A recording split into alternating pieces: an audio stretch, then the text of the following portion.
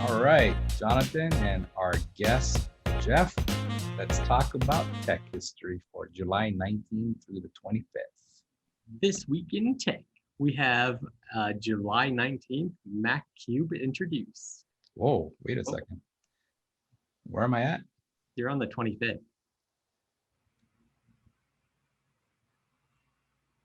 Which July one is you? 19th. Mac Cube. All right. Is that Steve Jobs? Whoa. He looked chunky there, didn't he? That guy was healthy right there. Look at that. That's the cube. Have you ever worked on Mac, Jeff? No, I mean, briefly, I've never owned a Mac. But yeah, my experience with Mac is very limited. You know, when I was working for this company, well, we'll leave the company nameless, but it's the company where you and I met. Okay. Shortly after you left, they introduced the MacBook Pros to all the developers. Oh, whoa. Yeah, so we had top of the line MacBook Pros. I mean, these MacBook Pros in I want to say that they gave it to us in 2011, either the last part of 2011 or the beginning of 2012.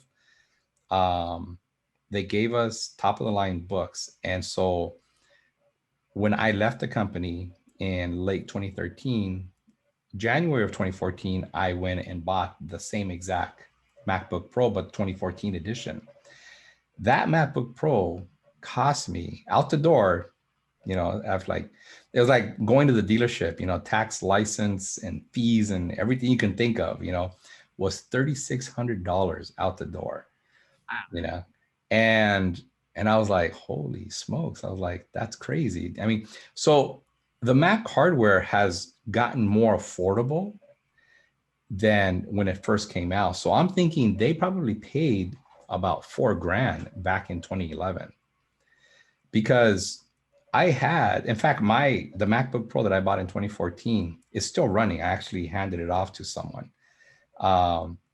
And I bought a MacBook Pro with much better specs and, you know, much better than the one that I bought in 2014. And it cost me about $1,000 less than it did in 2014. So I'm guessing they've gotten to the point where they've become more efficient at building the machine so they can charge less. So from 2011 to 2014, I'm sure those machines cost more than when I bought it, you know, than compared to what I bought just earlier this year or late last year. No, it was earlier this year, because I've only been on Mac for. So I've convinced that Mac is, the hardware is far superior. What intrigued me was the fact that when I left that company and I bought my own MacBook, I went to go work for a consulting company, and one of the companies that they sent me to, it was 100% open source software. We ran Linux operating systems, we ran Java, we ran Oracle. Well, Oracle's not open source, but they ran Oracle, Python. I mean, just everything. And it was then that I learned the power of running a Unix type operating system. And I started practicing more on the command line and the terminal in Mac OS.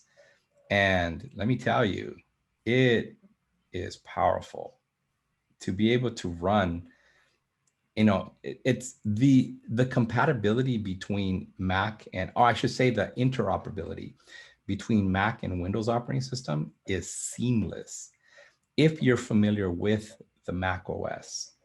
I'll give you a quick demonstration of what I'm talking about. So let me bring up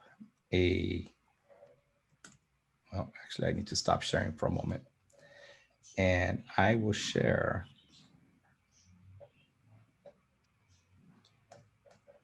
Can you guys see my screen? Yeah. Mm-hmm. So I'm going to bring up remote desktop. So on Windows, this is called RDP, and this software is created by Microsoft, and it's the same thing as RDP on Windows. And so I can go into, say, for example, the Windows. Let's do this test machine that I got here. Everything that you would normally do on a real Windows machine. So right now I'm on a Mac system, and anything that I want to do on a Windows machine, all I got to do is just, fire it up. I mean, it's, if I want to right click, the gestures on a Mac allow you to do so. So I can go and, do whatever I need to do as far as like right clicking or dragging. The three finger, the gestures also allow you to like drag and drop. So for example, I'll right click, and by what I mean by right click is I just do the gesture on the pad itself, and I can go and do whatever I need to do. And so if I need to, let me see if I have anything that I've downloaded. Oh yeah, here we go. So yeah, so this dragging thing, right, where I can go and highlight a bunch of stuff, is all done through gestures on, they're called gestures on the pad itself, on the mouse pad. And so it's really easy once you get used to it, to be able to just to go and move stuff through. I mean, you would think that I'm using a regular mouse here. Yeah. But I'm actually just using the mouse gestures, and so the interoperability of being able to do stuff between Windows and Mac, it's seamless. Again, once you learn the gestures, of course, but yeah, I mean, you could run a free virtual environment called VirtualBox. We have a segment that I did with Jonathan where we installed VirtualBox on his machine. And he installed Ubuntu Linux, and so he was running Ubuntu. But yeah, I mean, with Mac, it's the same thing. It's like the interoperability between Mac and Windows is seamless. So once I saw that, and I was like, oh, I said, I'd rather get a Mac for its superior hardware and be able to RDP or remote into a Windows machine that I know doesn't need that much hardware. So I was sold. And the machines to me last a lot longer. So 2014, my MacBook Pro was 6 years old, and it was still strong as ever. But 6 years for me is like, man, that's a lifetime for a computer, coming from a Windows environment. And I was like, do I want to have any downtime? Especially during a pandemic where you can't just go run to the MacBook store or to the Mac store and go and pick up a machine the same day. It's like you had to order it online. And I thought, I should probably order it and start making my transition from my old MacBook Pro to my new one. But yeah, that MacBook Pro still is going strong. Like the person who's using it doesn't need that much power for what they're using it for, but everything's just snappy. They go and click on something, and like windows pop up. And so, but it does take some time to get used to it. It does take some time to get used to the fact that there is going to be some applications that are not available, and you just got to find workarounds to get that stuff either through a virtual machine, or find an alternative application. But yeah, I'm totally sold on MacBook Pros. The hardware. The hardware, yeah, the hardware, and the operating system is pretty interesting too, because when you get down to it, have you ever worked on Git on the command line? Yeah. Okay. Jonathan was actually introduced to Git through the command line. He thought he was in a matrix when he was working with Git. And we did some stuff in Visual Studio. I didn't have to tell him how to work Git in Visual Studio, because in his mind, working through the command line, intuitively, he knew exactly what Visual Studio was doing. So with the command line, because you're going to have to do 3 to 4 commands to do what a right click and a left click does with the mouse, it becomes a lot more intuitive as to like how much work the machine is doing for you.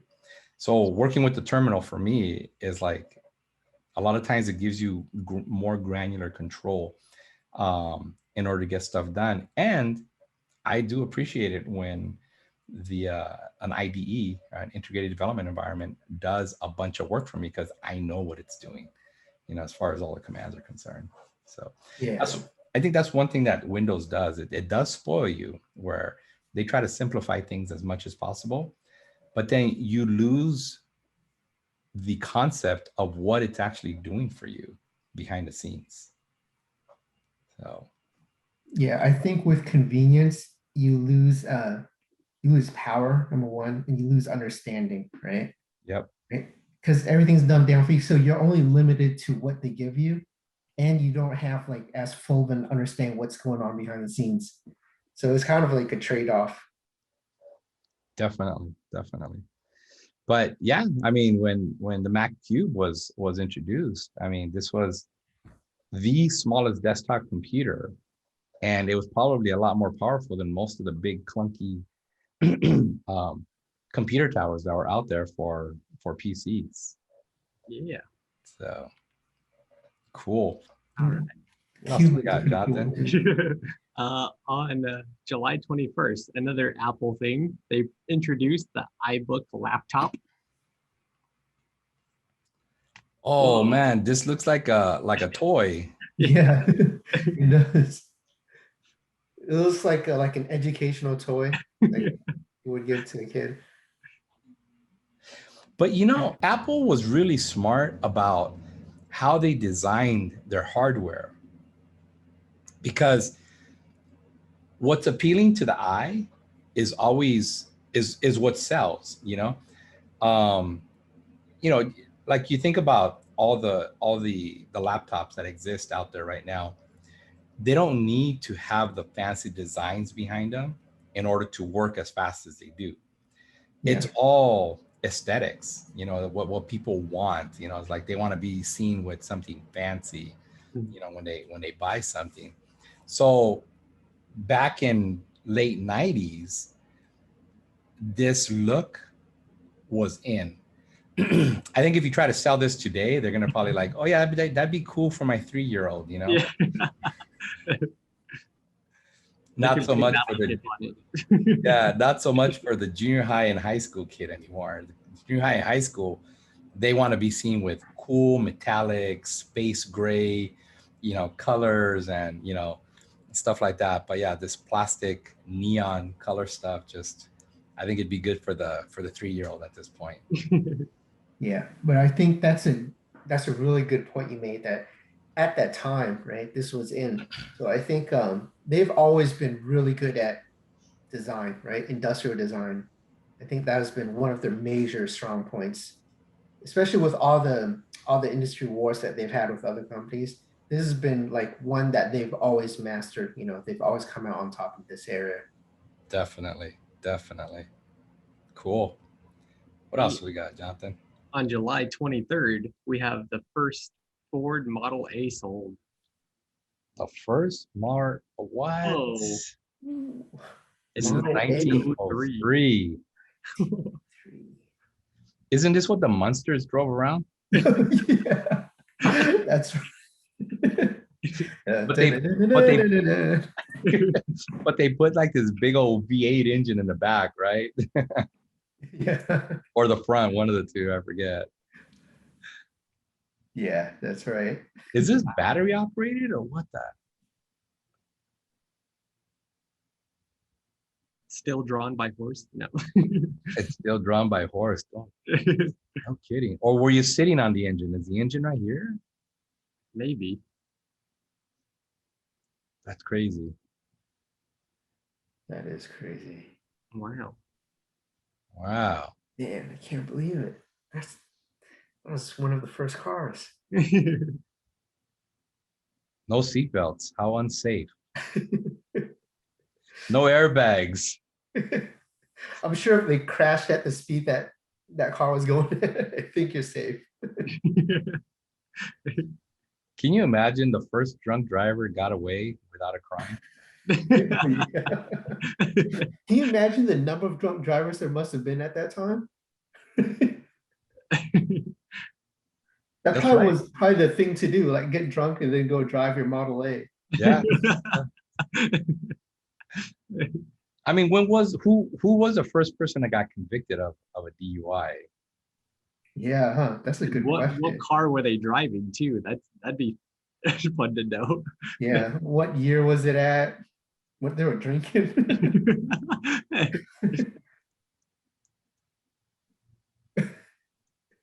The power of Google never ceases to amaze. George George Smith, Smith. 1897, London taxi name. He became arrested drunk driving after slamming into his cab. 1897. Whoa. Did cars even exist back then? Yeah, the Model A was 90 or 1903, right? 93. Yeah, So this was Yeah. like model even earlier. This was 1897.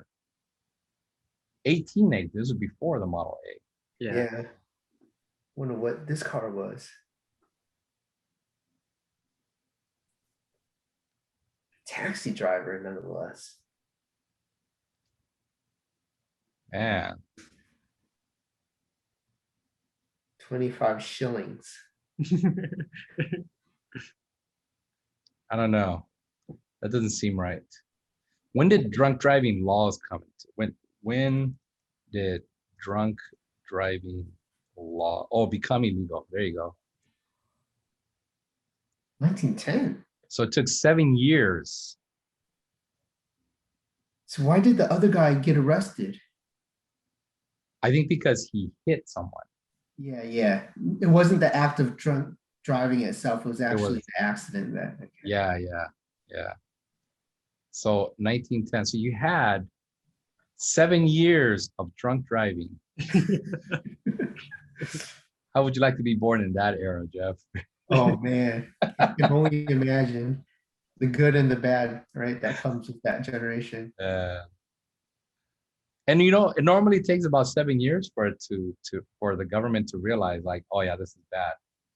Cell phones from 1993 to 2000, I think they were legal. You could drive and talk on the cell phone. Oh, that's right. That's Yeah. about the amount of time it takes, huh? Yeah, 7 years. Wow. Cool. All right, next we have we'll go with July 24, first launch from Cape Canaveral. Canaveral. So this was in 1950, and Cape Canaveral is still being used to launch shuttles into space. Wow. But man, look how close they used to let them be. Oh wow, yeah. They were just standing right there. Yeah. I think they chose Cape Canaveral because it's right off of the ocean. And so if anything goes wrong, it just crashes into the ocean, right? That's good thinking. 1950. That's cool. Fun stuff. So launching eastwards. Oh, and they're able to take advantage of the linear velocity of the Earth's rotation. The velocity is towards the equator, making the southern states preferable. Oh, interesting. So it's not just, I thought it was for the water. I thought, it's like you minimize the impact to any land. And so, Just in case, right? Yeah. But it's actually for the velocity. Interesting. Yeah. I bet you some mathematician came up with this. Cool. All right. Else? Last but not least, July 25th, Sirius and XM Merger approved. Yeah. Wait, there were separate companies at once? I thought it was just called Sirius XM. No, yeah, they were separate companies. Have you ever listened to any of the satellite radio, Jeff? No. Do you what do you think of it? Is it recommended? I had a friend that was like, he would buy all the bells and whistles, and he had the satellite radio. I don't know if it was one or the other, or just the merger, the result of the merge. But what I did hear is that because it's a paid service, there is no, what is it, FCC censoring, which is the reason why Howard Stern went from public radio to satellite radio, because he loves to cuss.